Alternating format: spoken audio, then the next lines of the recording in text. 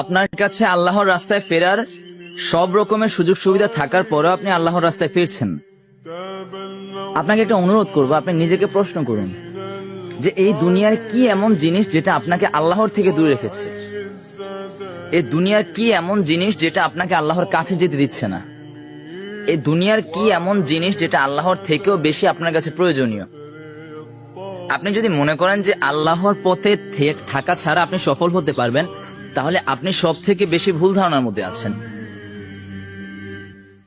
এই পৃথিবীতে আল্লাহ ছাড়া আপনার আপন বলতে কেউ কোনোদিন ছিল না, কেউ কোনোদিন এই পৃথিবীতে আসবেও না।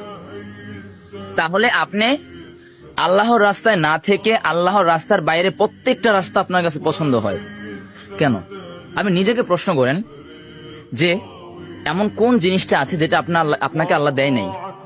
সবকিছু পাওয়ার পরও আপনি আল্লাহর রাস্তায় ফিরতে পারছেন না।